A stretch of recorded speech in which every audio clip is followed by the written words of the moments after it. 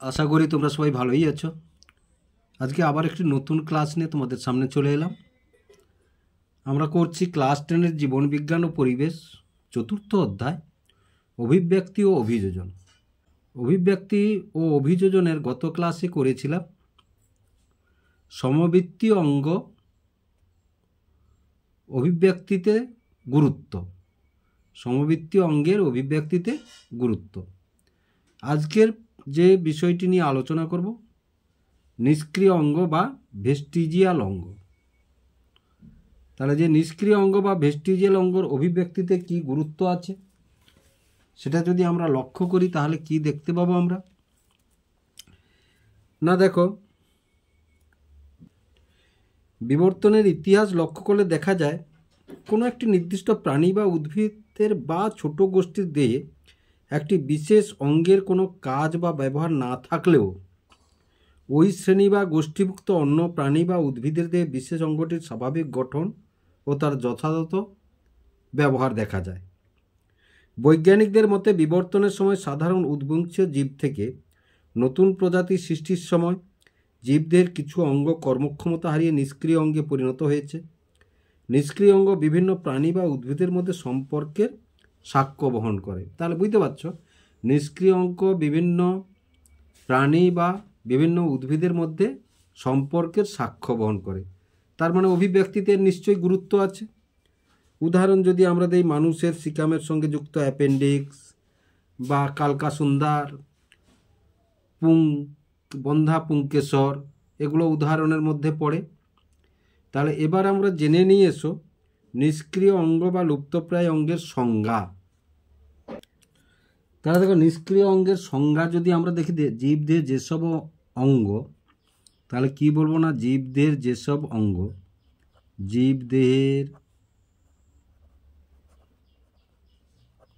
যেসব অঙ্গ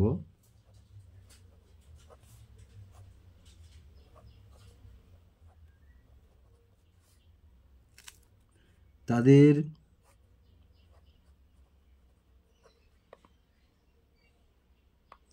পূর্ব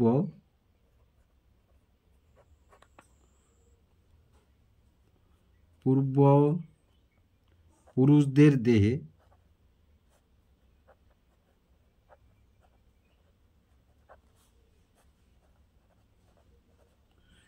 পূর্বপুরুষদের দেহে সক্রিয় থাকলেও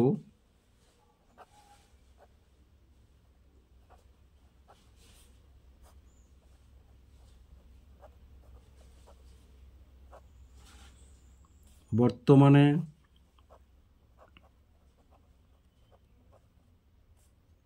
কার্যকারিতা হারিয়ে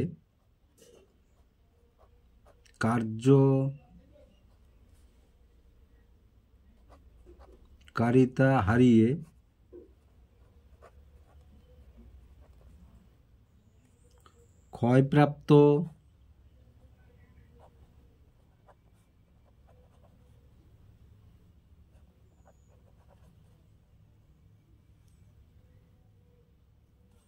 ছোট অঙ্গে পরিণত হয়েছে।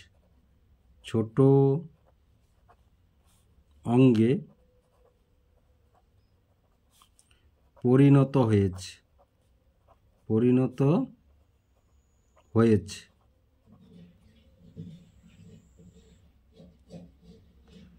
তাদের নিষ্ক্রিয়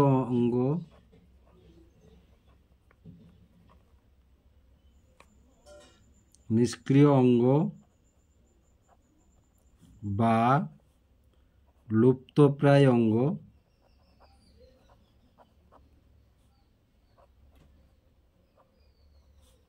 বা ভেস্টিজিয়াল অর্গ্যান বলে। ভেস্টিজিয়াল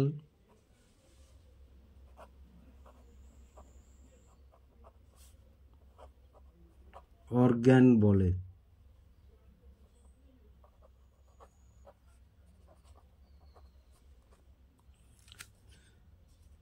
তাহলে নিষ্ক্রিয় অঙ্গ কাকে বলে বুঝতে পারলে, এবং এখানে উদাহরণ যদি দাও তাহলে উদাহরণ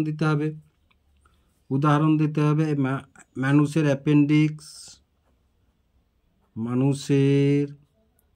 অ্যাপেন্ডিক্স,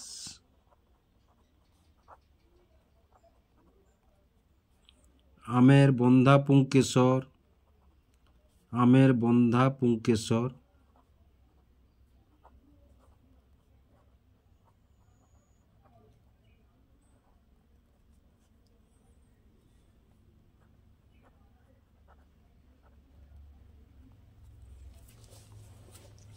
কয়েকটা উদাহরণ দিলে আরও বিষয়টি পরিষ্কার হয়ে যাবে। তাহলে দেখো নিষ্ক্রিয় অঙ্গের উদাহরণ প্রাণীদের ক্ষেত্রে, তাহলে একে মানুষের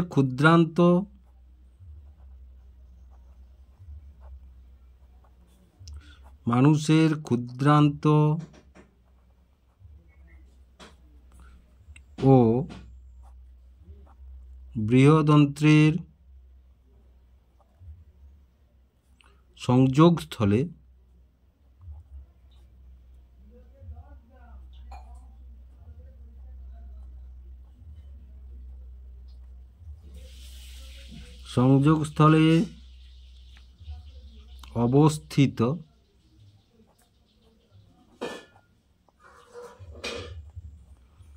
অবস্থিত সিকামে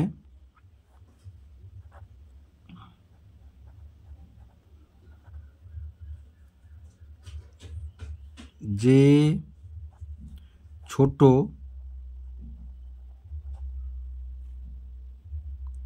প্রবর্ধক অংশটি থাকে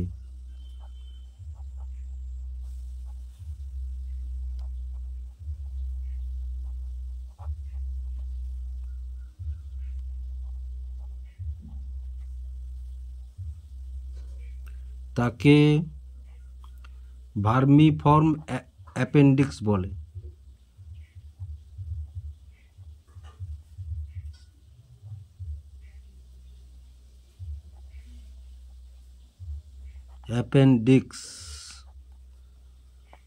অ্যাপেন্ডিক্স বলে।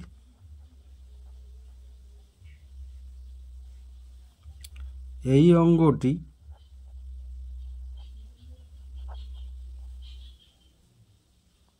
মানুষের দেহে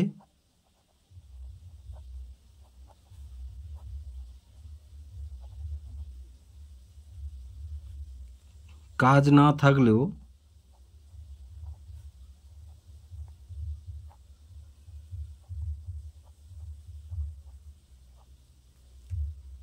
গিনিপিগ,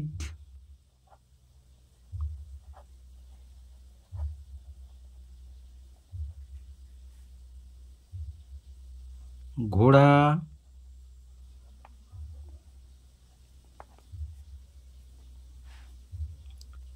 তৃণভোজী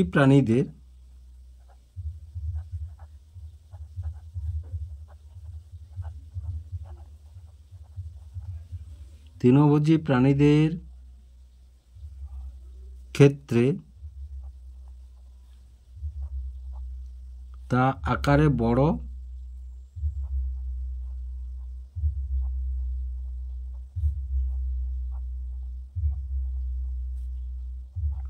ও সক্রিয় থাকে এবং সেলুলোজ জাতীয় খাদ্যের পরিপাকে সাহায্য করে। সেলুলোজ জাতীয়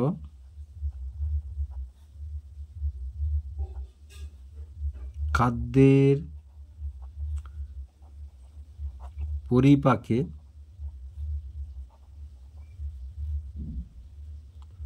অংশ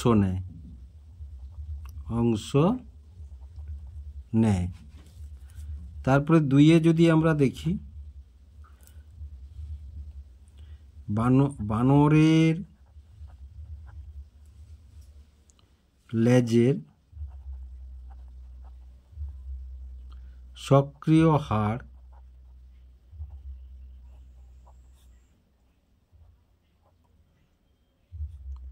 মানুষের মেরুদণ্ডের ক্ষেত্রে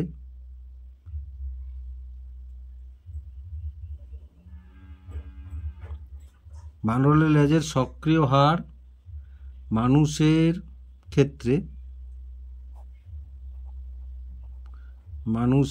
ক্ষেত্রে মেরুদণ্ডের শেষ প্রান্তে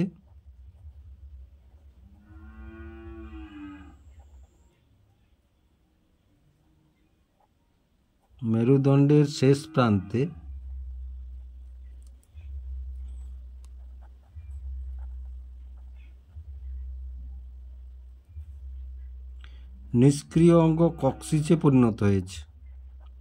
নিষ্ক্রিয় অঙ্গ কক্সিসে পরিণত হয়েছে।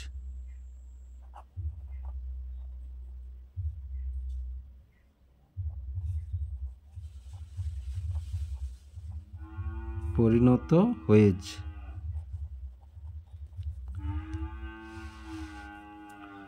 3 ব্যাঙের চোখের সক্রিয় নিকটেটিং পর্দা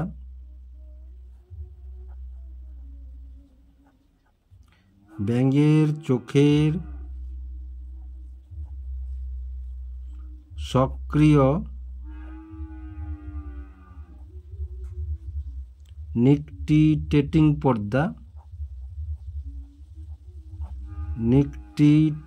পর্দা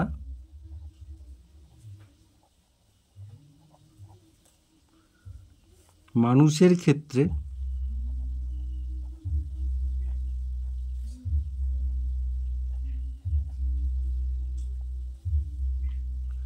চোখের ধারে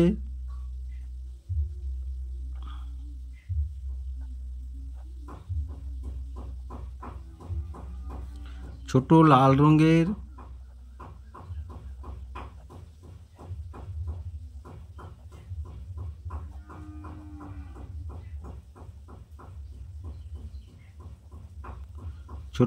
রঙের নিষ্ক্রিয় অঙ্গে পরিণত হয়েছে।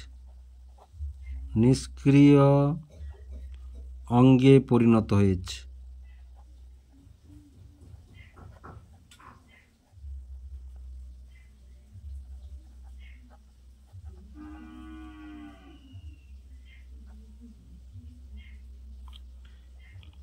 একে চোখের তৃতীয় পর্দা বলা হয়।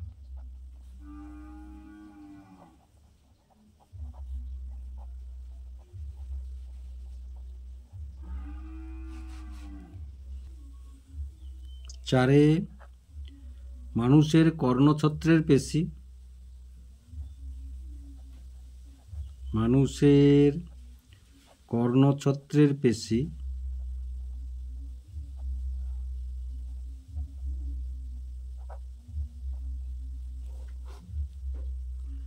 পুরুষের স্তন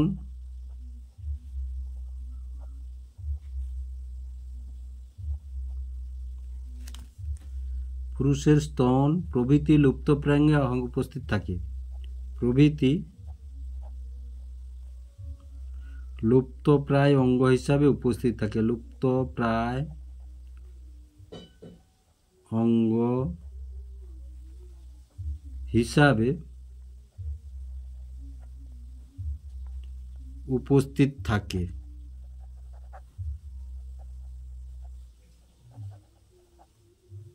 5 উট পাখি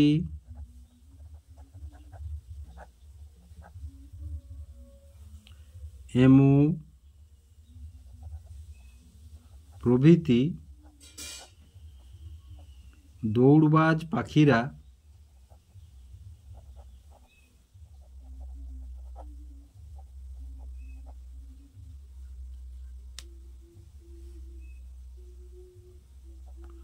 দৌড়বাজ পাখির ডানা অব্যবহারের ফলে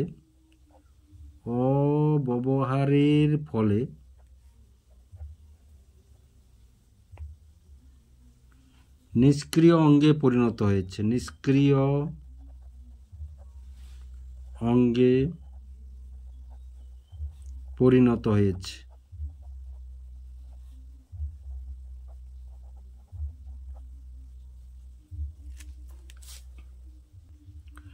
মানুষের নিষ্ক্রিয়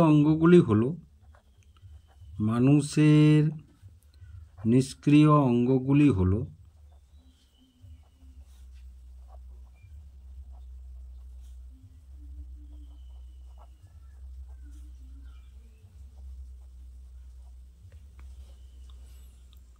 তৃতীয় পাতা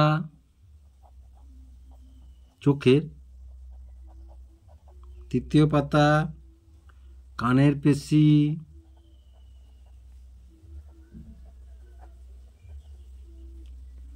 কক্সিস,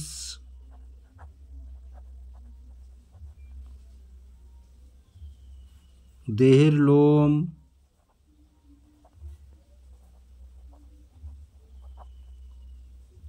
তৃতীয় পেশক দন্ত,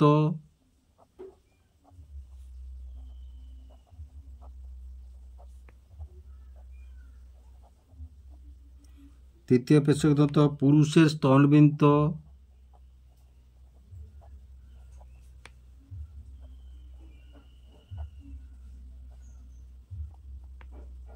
পেটের খণ্ডিত পেশি, পেটের খণ্ডিত পেশি।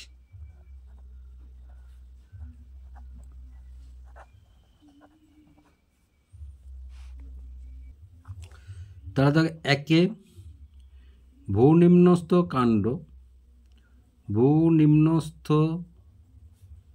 কাণ্ড, আদা আলুর, শল্কপত্র নিষ্ক্রিয় অঙ্গ,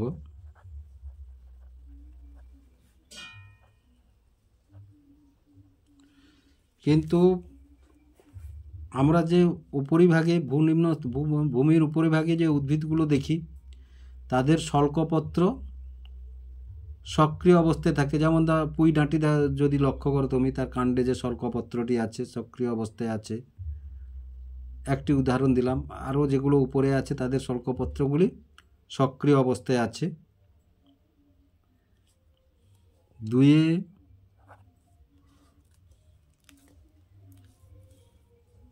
কালকাসুন্দা ফুলের, কালকাসুন্দা ফুলের ফুলের 10টি পুংকেশর থাকে,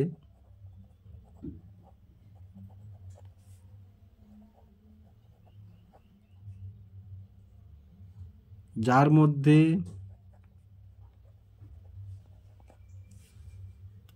4টি সম্পূর্ণ বন্ধা ও নিষ্ক্রিয় অঙ্গ, 4টি সম্পূর্ণ বন্ধা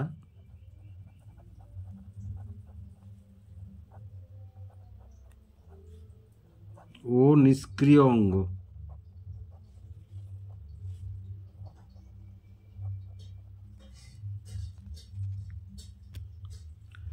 যাদের স্ট্যামিনোড বলা হয়। পরীক্ষায় পড়ে কিন্তু স্ট্যামিনোড, স্ট্যামিনোড বলে। তাছাড়া দেখো, তাছাড়া আম, কলাবতী ফুলের বন্ধা পুংকেশর,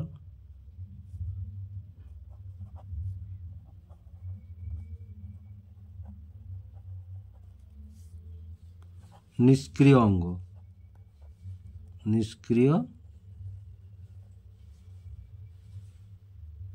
অঙ্গের উদাহরণ।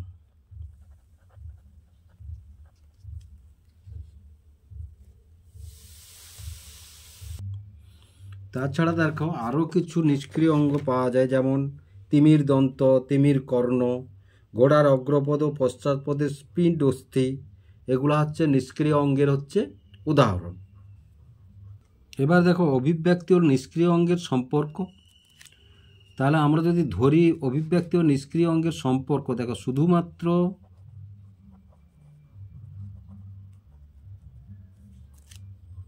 অভিব্যক্তির দ্বারাই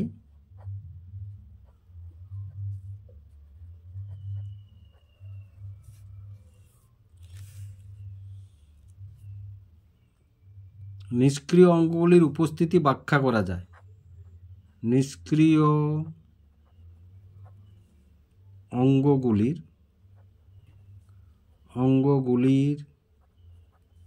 বা লুপ্তপ্রায়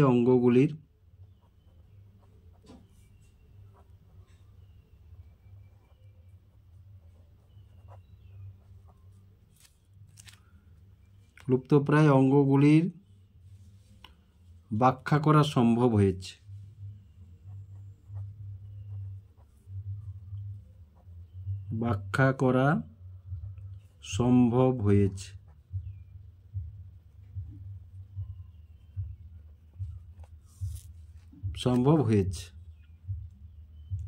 অভিব্যক্তির ধারণা থেকে বলা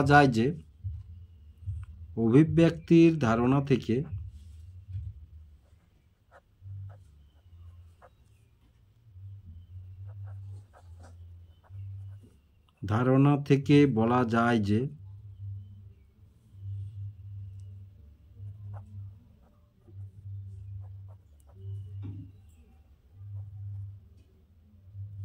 লুপ্তপ্রায় অঙ্গ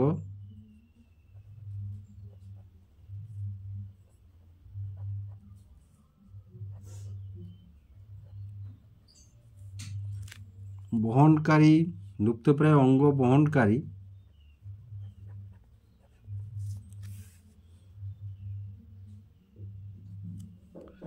জীবটির উৎপত্তি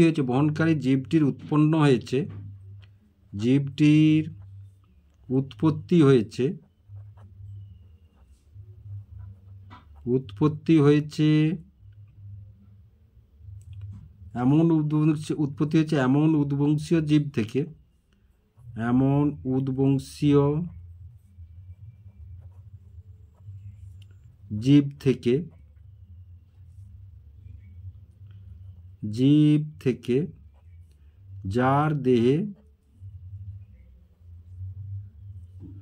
উক্ত অঙ্গটি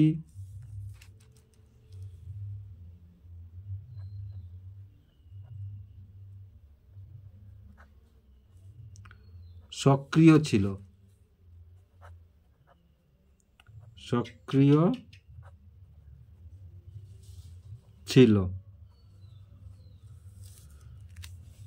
তাহলে বুঝতে পারলে,